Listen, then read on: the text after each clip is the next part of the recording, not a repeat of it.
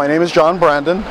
I'm with the Knights of Columbus. I'm a co-founder and president for the New Jersey State Motorcycle Ministry for the Knights of Columbus. I'm a past Grand Knight for the Knights of Columbus. I'm a past Faithful Navigator for the Knights of Columbus. I'm a former District Deputy for the Knights of Columbus, and I'm the Membership Director for the Trenton Diocese for the Knights of Columbus. Okay, and so what are the Knights of Columbus? We're a group of Catholic men that are over the age of 18, and our focus is on unity, fraternity, charity, taking care of our fellow priests, our brothers or sisters, for the Catholic families, as well as the community at large. And that's no matter what religion, what color, whatever. We're there to protect humans from conception to natural death.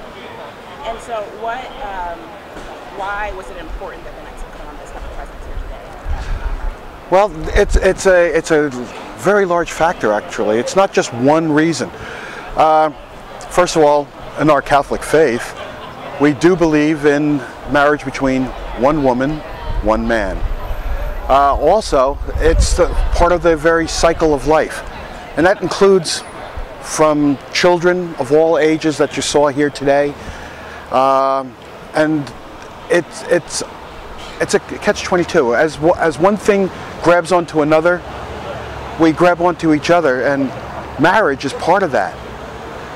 The sanctity of marriage, it's part of a God-given formality, and it's also part of our nature.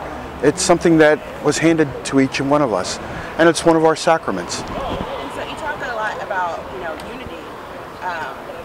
How would you respond, for, there are a lot of same-sex couples who are at the town hall meeting today. How do you approach that situation? How do some of them may feel like you being here today isn't a very unifying sort of move? No, I have many friends that are gay and lesbian, so that I want them to know that I'm not homophobic whatsoever. And I love them just as much, and they love me as much. And we have an understanding that I do have my beliefs, and they'll have their beliefs. And we're not going to agree on everything the same. Not one of us here can say that we agree on everything. And okay, we both have we may have that little indifference, but there's still that unity because we're all part of humankind. We're all part of one another. And so why do you think that a same-sex couple shouldn't be able to get married? Mainly because, in my feelings, I don't want them to infringe on, that interface of walking into a sanctity that's always been there. It's something that's relatively been given to us by God and part of nature. I mean, I have no infringements on their wants and needs, and I don't want them to do the same with me. You're sort of afraid of them changing the tradition? No, I'm not afraid of. I'm not afraid of anything. My size, I'm not afraid of anything. So no. Well, so how do you think allowing same-sex couples to get married would impact the institution of marriage? Because that's a change of my religion, and that's one of the rights that was given to me by the Constitution and by the law of this land. And that's why it was founded, to give me my God-given right for my religion. And that is, they're stepping into my territory. Okay. Would you mind just reading one more question? There was some testimony given in one of the California trials on Proposition 8, and one of the experts was talking about how marriage has changed over the years, and she was using specifically the example of slavery and the rights of slaves to get married. And I was wondering if you could read a passage and maybe react to that passage, sort of what she thinks. Would that be okay? Okay, that'll be my last question, I promise.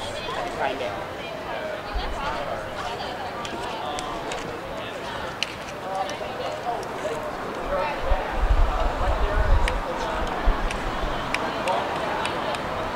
You could read.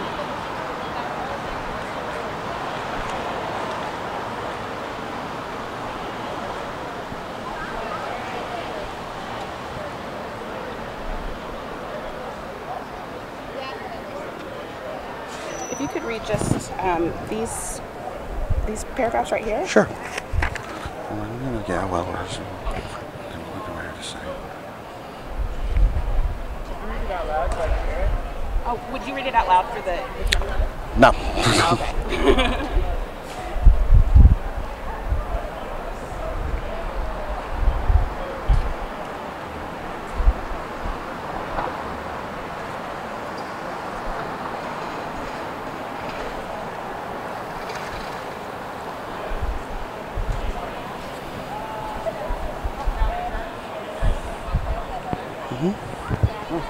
Okay. Okay.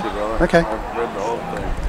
Okay. Yeah. So you don't want to read it out loud for us? No, I won't read it out loud. Yeah. So the passage basically talks about how slaves were given the right to marry and how it was important right after they were emancipated, how marriage was important to them in that context. What did you get from that? Well, see, that's part of the separation of state and my religion.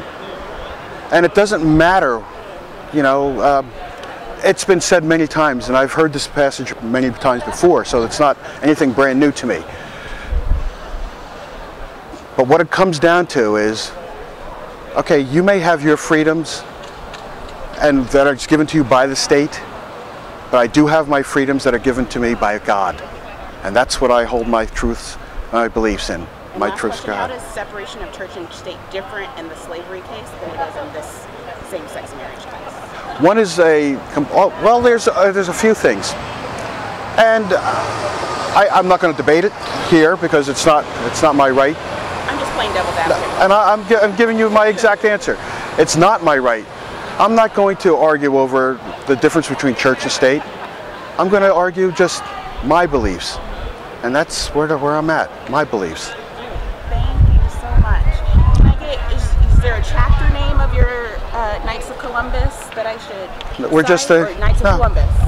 We're just a motorcycle ministry. Motorcycle ministry. I love it. Thank you so much for talking to me. You're welcome. Great gentleman.